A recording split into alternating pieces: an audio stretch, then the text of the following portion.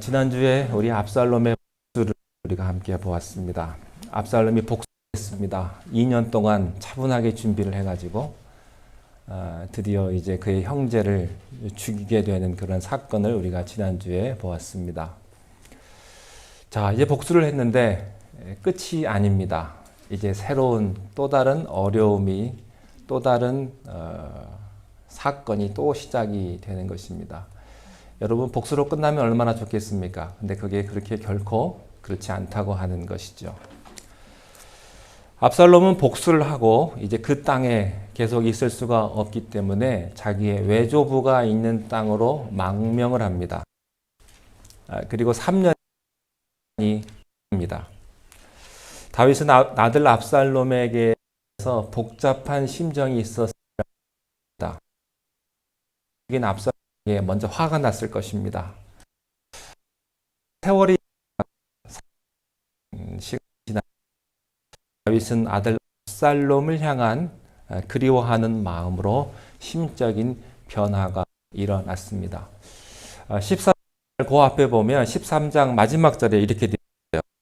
다윗 왕의 마음 간절하니 암논이 죽었고 왕이 위로를 받았다.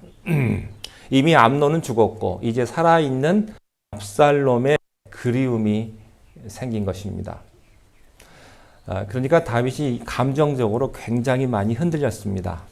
그런데 감정적으로만 흔들렸을 뿐 그가 왕으로서 또 리더로서의 결단을 해야 될 결단을 아직 하지 않았다고 하는 사실입니다. 이런 애매모호한 다윗 흔들리는 마음 사이로 제3자가 파고들기 시작을 합니다. 우리 1절 말씀을 함께 읽겠습니다. 1절 시작. 수르야의 아들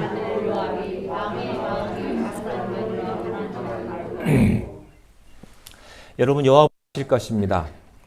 다윗 왕의 일적인 변화를 다윗의 측근인 요압 군대 장관이죠. 군대 장관 요압이 눈치를 챕니다.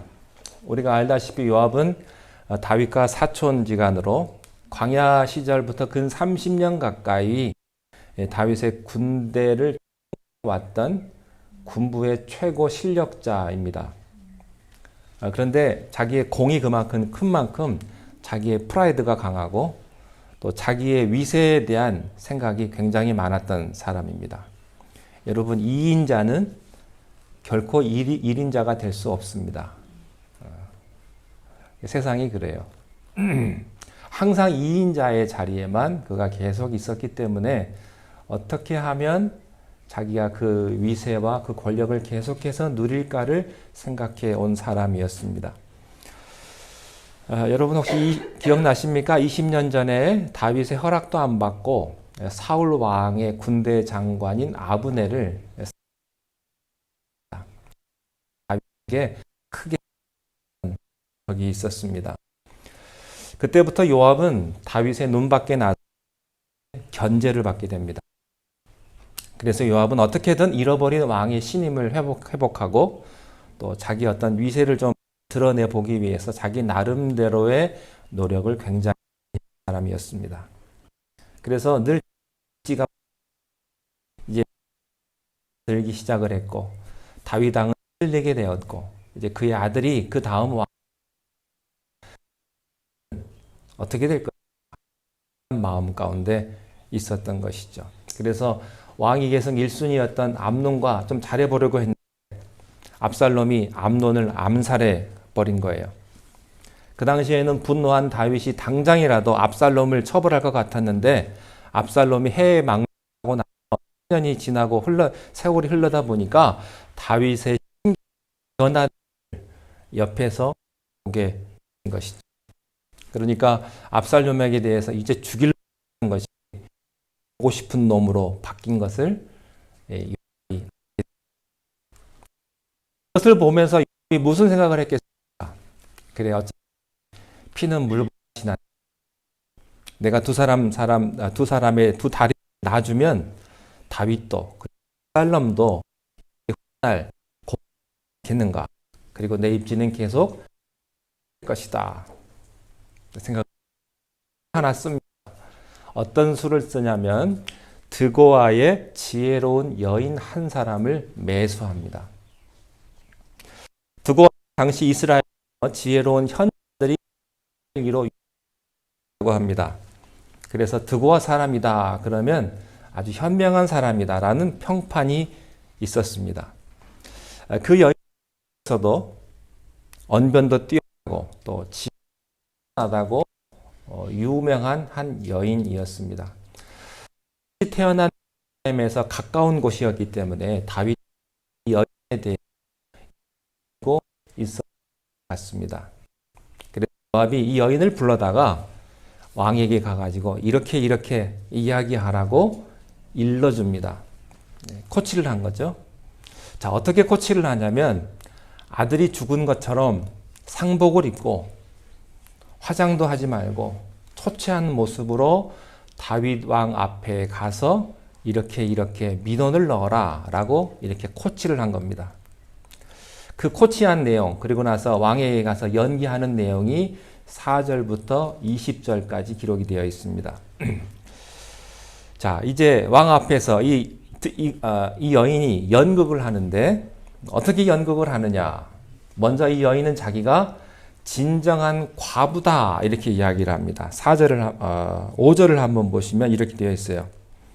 왕이 그에게 이르되 무슨 일이냐 하니라. 대답하되 나는 진정으로 과부니이다. 과부면 과부지. 진정으로 과부는 뭐예요?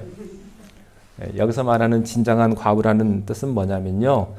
일가 친척 하나 없고 스스로 생활 능력이 없어서 생활이 해결이 안 되고 또 제가 할 나이마저 이제 나이도 많이 먹어가지고 정말 불쌍한 그런 과부라는 그런 뜻입니다.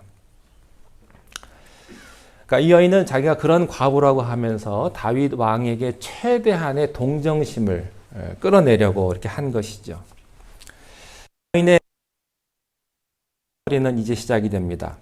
왕이시여, 내가 남편도 잃고 이렇게 사는데 소망이라고는 아들 둘밖에 없는데 그 아들들이 다툼이 있었습니다. 들에서 다툼이 있었는데 그만 우연히 한 아들이 다른 아들을 죽였습니다. 어떻게 합니까? 여러분 이 얘기는 누구를 두고 한 얘기입니까? 압살롬과 암논을 두고 다윗에게 어떤 메시지를 던지려고 꾸며낸 이야기였습니다. 그런데 이 여인의 이 비유와 다윗의 상황과 맞지 않는 것이요. 이 여인의 스토리는 아들들끼리 우연한 다툼이 있었다고 그랬습니다. 그래서 우연한 다툼이 살인사건으로 비약된 우발적인 그런 사고였는데 압살롬은 아니죠. 압살롬은 2년 동안 치밀하게 준비를 해가지고 암살한 계획을 세운 고의적인 살인이었어요. 그렇기 때문에 이 케이스가 맞지를 않습니다. 여인의 연기는 계속됩니다. 이 사건이 일어나니까 온 동네 사람들이 들고 일어나서 율법에 따라서 형제를 죽인 다른 아들을 마저 죽여라. 이렇게 했다는 거예요. 여러분, 온 동네 사람들은 누구를 상징합니까? 압살롬을 용서하지 않겠다는 다윗을 빗대어서 말한 것입니다. 7절에 보니까 이런 말씀도 있습니다. 7절에 보니까 하반절에 그들이 내게 남아있는 숯불을 꺼서 이런 표현이 있거든요. 그들이 내게 남아있는 숯불을 꺼서 내 남편의 이름과 씨를 세상에 남겨두지 아니하겠나이다. 이렇게 이야기를 한다는 겁니다. 여러분 옛날에 부엌에서는요 불이 꺼지면 안 됩니다.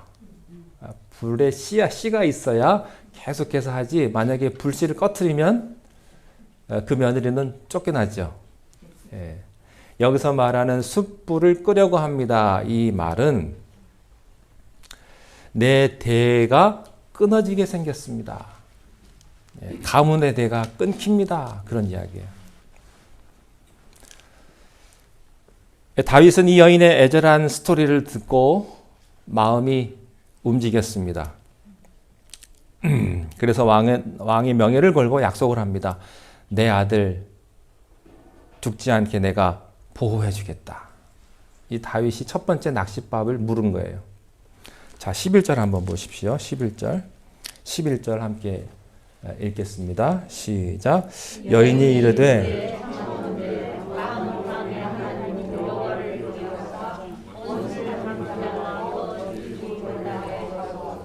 내 아들을 죽일까 두렵나이다 하니 왕이 이르되 여호와께서 살아계심을 두고 맹세하노니 내 아들의 머리카락 하나도 땅에 떨어지지 아니하니라 하니라. 이 여인의 포인트는 이거예요.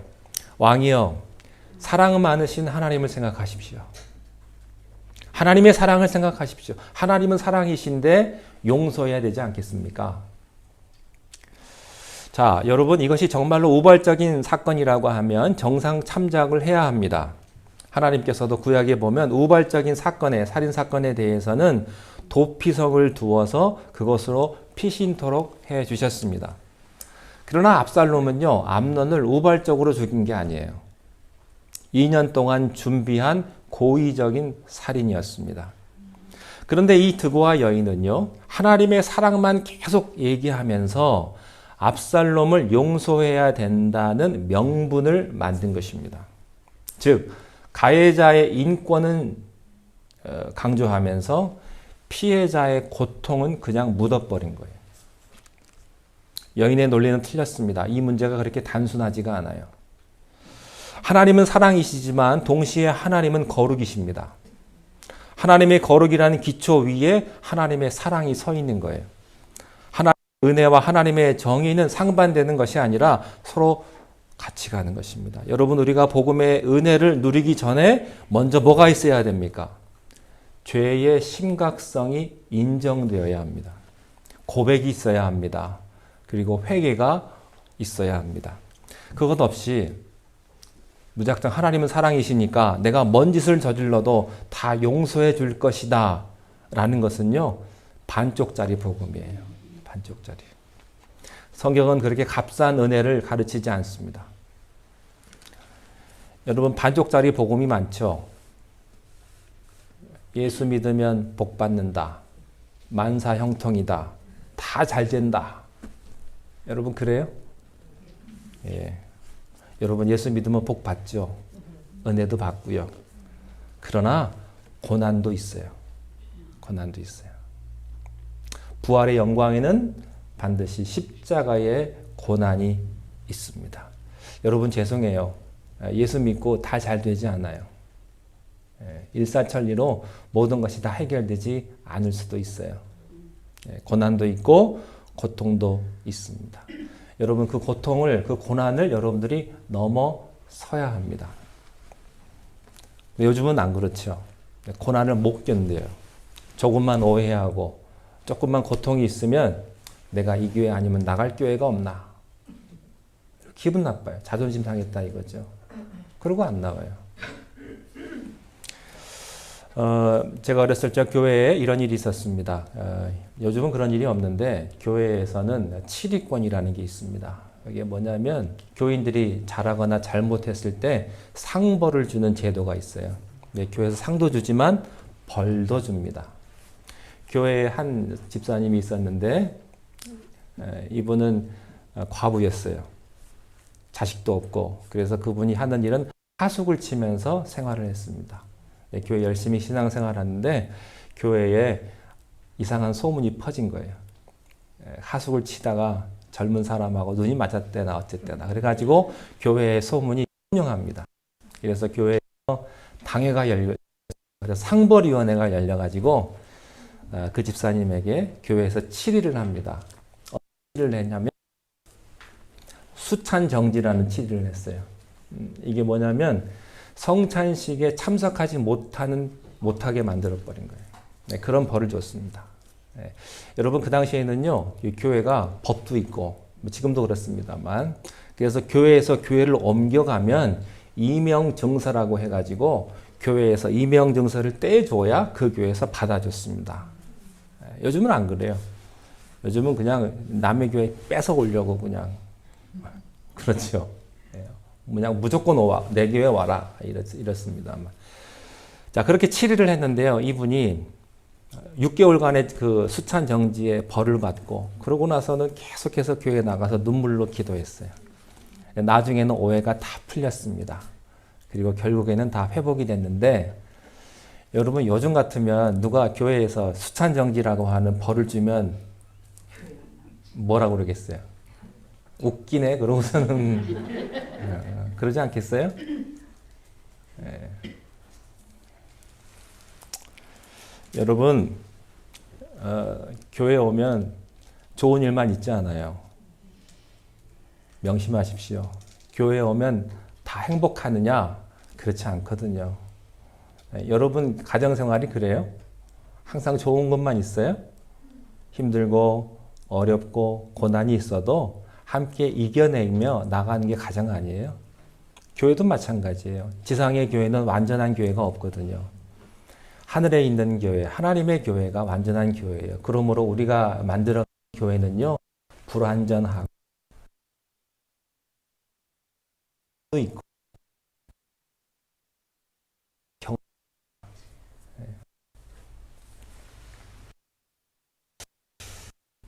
하나님의 사랑 이름으로 너무 쉽게 용서받으려는 사람이 있습니다. 여러분, 그것은 칩 가스펠이에요. 값싼 복음은 성경에 존재하지 않습니다. 자, 다윗은요, 마음에 감동을 받았습니다. 내가 하나님의 이름으로 보호해주지. 보면 다윗은 참 감정적인 사람이었던 것 같아요. 눈치도 별로 없어요. 나이가 들어서 그런지 전에는 안 그랬는데 선지자가 자기를 책망하러 왔을 때 비유를 들어서 설명하지 않았습니까? 부자와 가난한 자가 있는데 부자가 가난한 자를 다 뺏었습니다 라고 말을 하니까 자기 얘기 당장 그놈을 죽여라 이렇게 얘기하지 않습니까? 지금도 마찬가지예요. 눈치 없이 자기 얘기하고 있는데 자기 얘기인 줄 모르는 거예요. 그래서 내가 무슨 일이 있어도 너희 아들은 내가 보호해 주겠다 이렇게 약속을 해버린 것입니다. 여러분, 하나님의 사랑을 왜곡한 여인도 문제지만 정확히 사태 판단도 안 해요. 하나님의 이름으로 그 아들을 지켜주겠다고 한 경솔했습니다. 그래서 이제 그 의미로 이제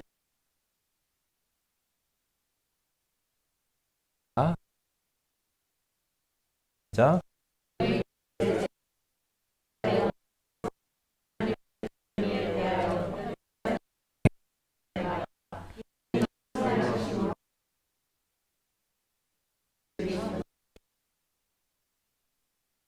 돌아오게 하지 아니하심이니.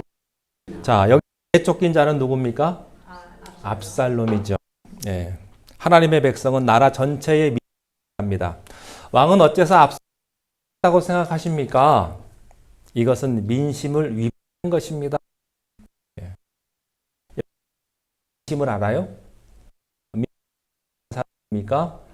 요즘 그 후보자들 나온 사람들 보면 사람들이 나를 불렀다 그래요. 누가 불렀는지 모르겠는데 민심하다 뭐 다 그래요. 이 여인도요 민심을 가장해가지고 왕을 압박하는 것입니다. 다윗이 압살롬을 추방한 적이 없거든요. 자기가 도망갔지. 2년 동안 계획한 범죄에 회개도 없이 압살롬을 어떻게 아무 일 없었던 것처럼 그냥 덮어줍니까? 회개 없는 용서를 말한다? 여러분, 이것은 반쪽짜리 복음이에요.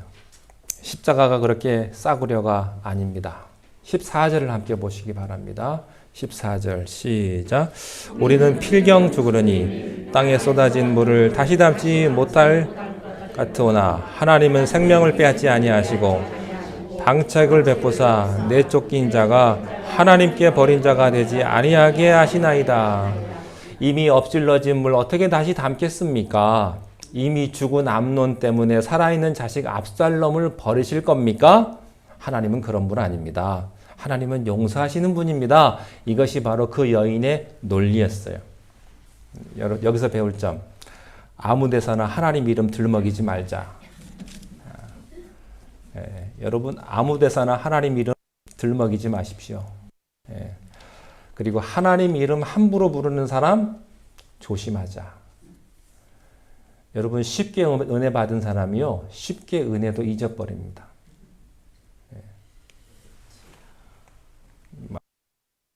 하고 막 그랬던 분이 싹 식어버리면 언제 그랬냐 그래요. 어떤 분은 교회에 와가지고 꿈속에서 하나님께서 이 교회로 나를 불렀대나요? 그리고 얼마 후에 또 안 나와요. 심지어 이런 분도 있어요. 목사님, 내가 목사님을 위해서 충성을 다하겠습니다. 실제로 있어요, 그런 분. 저는 그런 말 안 믿어요. 왜 나한테 충성을 합니까? 하나님한테 충성하시지.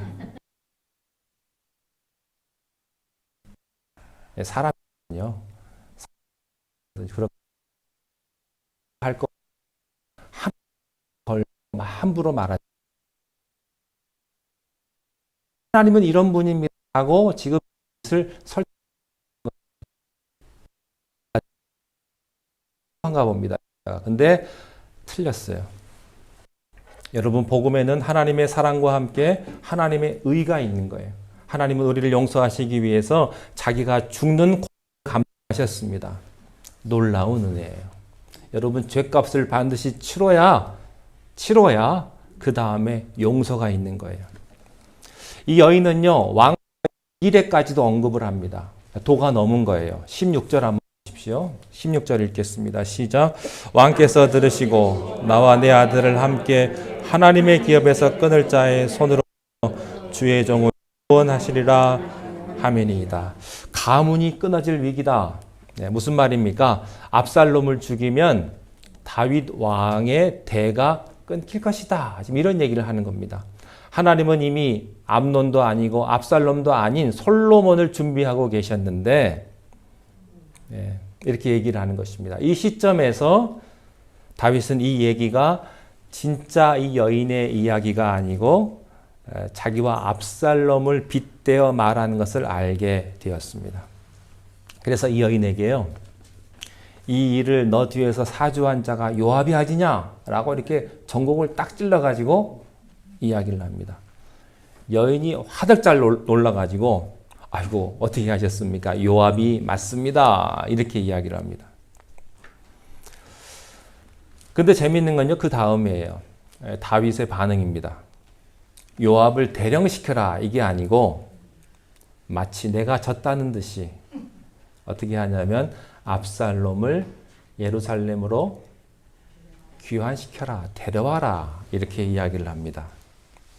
여러분, 이 말은요, 다윗도 은근히 압살롬을 다시 보고 싶었는데 차마 자기가 나서지 못하는 것을 요압이 등을 긁어줬기 때문에 거기에 그냥 순응한 거예요. 죄에 대한 별다른 징계 없이 압살롬을 불러들인 것입니다. 그렇게 불러들이니까 그 다음에 문제가 해결되지 않는 것입니다. 3년간의 망명을 마치고 이제 압살롬은 신이 나서 돌아옵니다. 이제 아버지 그러면서 이제 아버지 품에 안기는 상상을 하면서 돌아옵니다. 그러면서 왕궁 앞에 도착을 했는데 압살롬을 기다리는 현실은 그렇지 않았습니다. 자, 24절을 한번 보십시오. 24절입니다. 시작. 왕이 이르되 그를 그의 집에서 물러가게 하여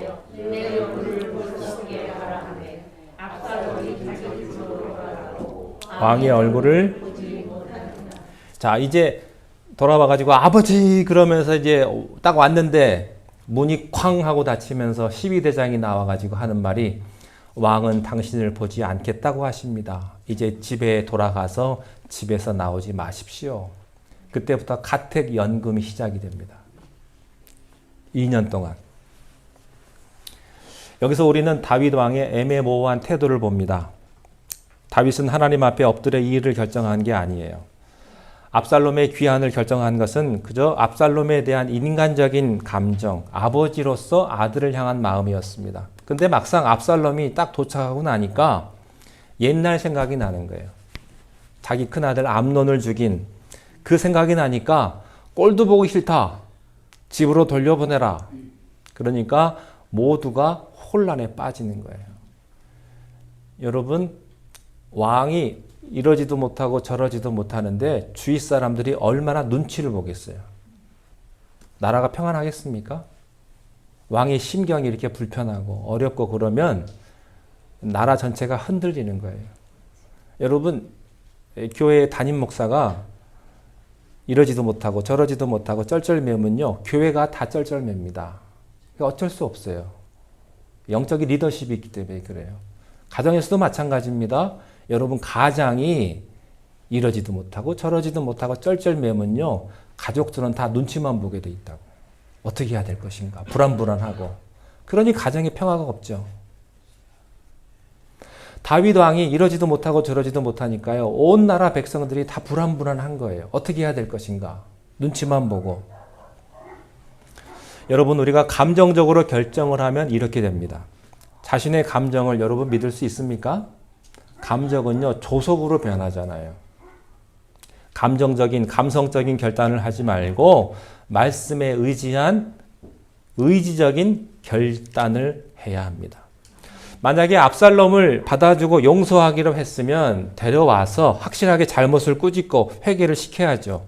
그리고 나서 벌을 주든지 뭐 다리 몽둥이를 하나 부러뜨리든지 해가지고 뭐 확실하게 한 다음에 용서도 해주고 사면도 해주는 거죠. 근데 지금은 뒤죽박죽이 되어버린 거예요. 만약 다윗 왕이 그렇게 했다면요. 압살롬도 그 순간은 힘들었겠지만 마음에 맺히는 건 없었을 겁니다.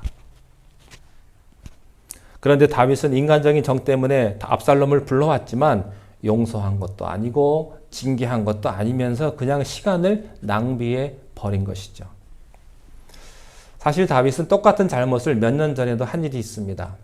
암논이 이복 누이 동생 다말을 성폭행했을 때 그때도 다윗은 암논을 불러가지고 준엄하게 징계했어야 됐는데 화만 내고 아무 징계도 하지 않는 거예요. 암논은 버젓이 거리를 활보했고 이에 분노한 압살롬이 마침내 칼을 들고 형제를 죽은 거 아닙니까? 어떻게 보면 이 사적인 복수를 압살롬이 하도록 다윗이 원인 제공한 거랑 마찬가지예요. 그런데 이번에 똑같습니다. 압살롬의 잘못을 준엄하게 징계하지 않고 이건 용서도 아니고 벌도 아니고 문제가 더 커지게 되는 것입니다. 이 일로 인해서요. 압살롬은 2년 동안 칼을 갈면서 뭘 준비하는지 아세요? 이제 아버지를 향한 무서운 반역의 칼을 갈기 시작을 하는 것입니다. 징계할 때 징계하지 않으니까 그 화살이 누구한테 오냐면 다윗에게 지금 다시 오는 거예요. 여러분 교회는 어떻습니까? 우리가 참된 회개 없이 죄에서 돌이키지 않은 채로 그냥 지나쳐 버리는 분들이 있습니다. 정의의 하나님에 대해서는 등을 돌려버리고 자꾸 사랑의 하나님만 찾는 불균형의 신앙이 우리에게 있다고 하는 사실이죠. 우리는 죄는 죄라고 분명히 합니다. 죄는 반드시 회개함으로 그런 다음에 용서받을 수 있고 회복은 그 다음에 오는 거예요. 부흥이 그겁니다. 부흥이. 근데 죄라고 말하지 않고 죄라고 말하지 않고 뭐 그저 상처라고 말하고 아픔이라고 말하고 뭐 트라우마라고 그냥 말하면 이게 어떻게 해결이 되겠습니까? 성경은 그런 애매한 포옹과 반쪽짜리 사랑을 내세웁니다. 이제 압살롬의 과 분노는 계속해서 증폭이 돼요. 3년간의 망명 생활에서 돌아온 압살롬은 그래도 나름 지를 맞고 내가 매를 좀 맞든지 뭐 끌어안김을 당든지 좀 아버지와 함께 뭔가를 좀 해결하고 싶었는데 아버지는 자기 얼굴도 안 보고 가택 영이고 투명 인간 취급하는 거예요. 여러분이 교회 왔는데 여러분을 투명 인간 취급하면 여러분 기분 어떻겠어요? 없는 사람 취급하면 굉장히 자존심 상하고요. 무시당한 기분이 들어요. 다윗이 그런 거예요. 없는 사람 취급해버린 거예요. 데려놓으면 왔는데. 여러분 이 기간 동안에 압살롬이요. 참여하는 마음이 커졌겠습니까? 분노하는 마음이 더 커졌겠습니까? 분노하는 마음이 더 커지죠. 그래서 압살롬은요. 참고 참다가 이 나라 2인자인 요압에게 뭔가 압력을 넣어보려고 합니다. 근데 요압도 지금요. 처지가 난처한 거예요. 자기가 잘못했다가는 다윗에게 혼날 것 같거든요. 그러니까 아무것도 안 하는 거예요. 압살롬이 화가 납니다. 이것 봐라. 감히 나를 무시하고 요압한테. 그래가지고 부하들을 보내가지고 요압의 밭에 불을 질러버립니다. 대단한 사람이죠. 압살롬이. 보통 사람이 아닙니다. 군대 장관 밭에다가 불을 다 질러버려요. 요압이 약이 올라가가지고 한 걸음에 달려옵니다. 왜 우리 밭에 불을 질렀습니까? 그랬더니 압살롬이요 하고 싶었던 말을 요압에게 합니다. 32절로 넘어가겠습니다. 32절 함께 읽겠습니다. 시작. 압살롬이 요압에게 대답하되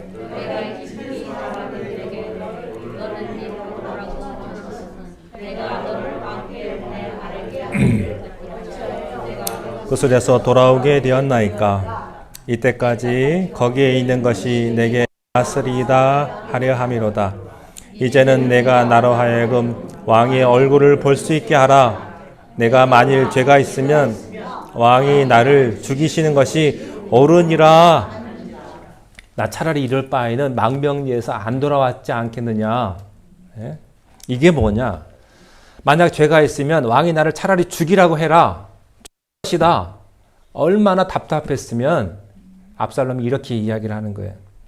그러니까 압살롬도요, 이런 미적저금이 싫은 거예요.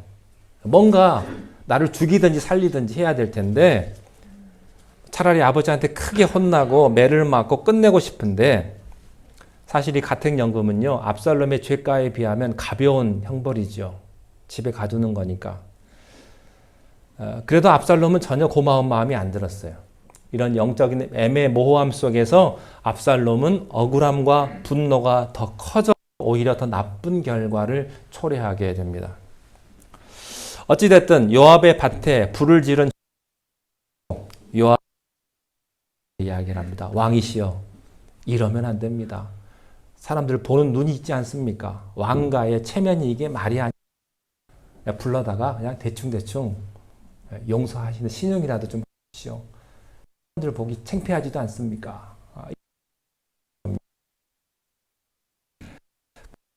가택연금이 풀리죠. 다윗이 그저 형식적으로 불러가지고 그를 입을 맞춰줍니다. 사면했다는 뜻인데 진짜 마음에는 없었어요. 형식적인 거죠. 여러분, 때에 맞는 진정한 회개와 용서가 없는 곳에는 반드시 영적인 트러블이 발생하게 됩니다. 압살롬은 이때부터 나가서 뭐 하냐면 아버지 다윗을 뒤엎을 반역을 계획하기 시작을 하는 것입니다. 25절에 보면 압살롬에 대한 그 용모에 대한 설명이 있는데 어떻게 되어 있냐면 그의 용모가 너무나 출중해서 모든 사람이 그의 머릿결을 흠모했다가 되어 있습니다. 그 당시 머릿결은 모든 그 용사의 기백과 힘을 말하는 것입니다. 그 당시 압살롬과 같이 기백이 있는 사람이 없었기 때문에 모든 민심이 이제 압살롬에게 모여들기 시작을 합니다. 다윗은 이제 지는 해, 나이도 많고, 그리고 밧세바 사건 이후에 어떤 영적인 어떤 리더십이 많이 무너져 내렸습니다. 이제 사람들은 새로운 리더십을 향해서 찾아가고 있었는데 그가 바로 압살롬이었다고 하는 것이죠. 다윗이 아버지로서 또 왕으로서 결정을 못합니다. 여러분, 자식 문제가 걸리면요, 아무도 자유롭지 못하잖아요. 그죠? 그래서 남의 자식 함부로 얘기하면 안 돼요. 뭐 잘났든 못났든. 예. 다윗의 고뇌도 이해가 됩니다만은 그게 왕관의 무게인데 어떻게 하겠어요? 해야 될 일이었습니다. 말씀에 입각해서 그가 결정을 해야 했습니다. 세상에는 골든타임이라는 게 있습니다. 골든타임. 그 골든타임을 지나면 큰일 납니다. 얼마 전에 한국에 이제 제 아내가 비행기 타고 가는데 비행기에서 어떤 사람이 쓰러져 가지고 의식이 없는데 의사가 없는 거예요. 제 아내가 나와 가지고 간단하게 뭘 해줬대요. 근데 깨어났대요. 골든타임이라는 게 있는 거예요. 그 골든타임을 지나버리면 사람이 죽을 수도 있어요. 아무것도 아닌데. 여러분, 결정해야 될 때 아무 결정도 하지 않는 것이 가장 나쁜 결정이에요.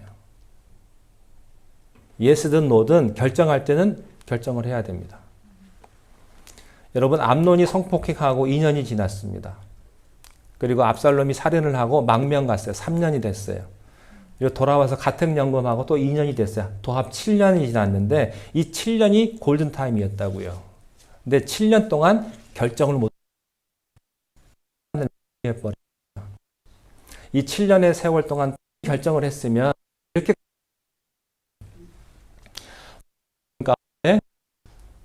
지도 저런이 있습니다. 여러분 말씀에 입각 결정하시고 실천하십시오. 골든 타임을 놓치지 마십시오. 뭐 징계도 아니고 용서도 아니고 불안하긴 한데 기도는 안 하고 감정적으로 힘들어하는데 대가를 치르는 결단은 안 해요. 영적인 부단함, 우유부단함, 결정장애.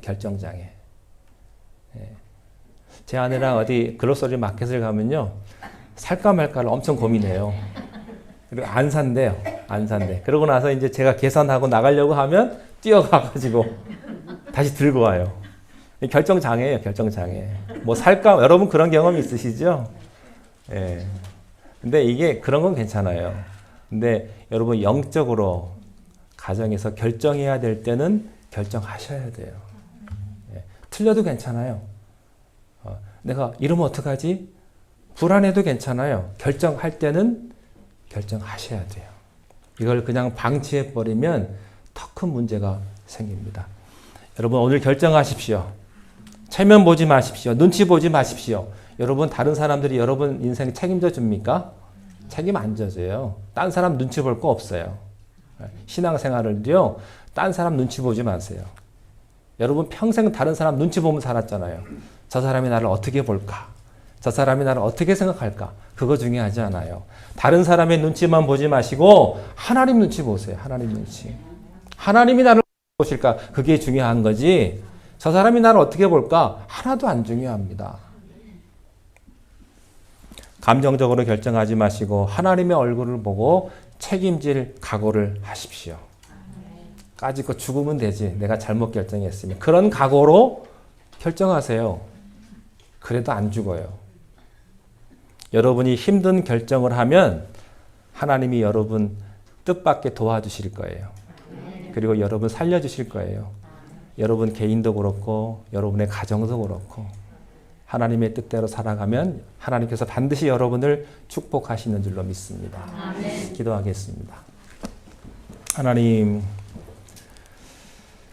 때로 우리가 인생을 살면서 우선순위를 정하며 결정해야 될 때 하나님께서 우리에게 지혜 주셔서 담대하게 결정할 수 있는 그런 마음을 우리에게 허락하여 주시옵소서. 하루하루 선택할 때마다 선한 것을 선택하게 하시고 하나님 기뻐하시는 그런 선택을 할 수 있도록 우리에게 날마다 영감을 허락하여 주시옵소서. 예수님 이름으로 기도하옵나이다. 아멘.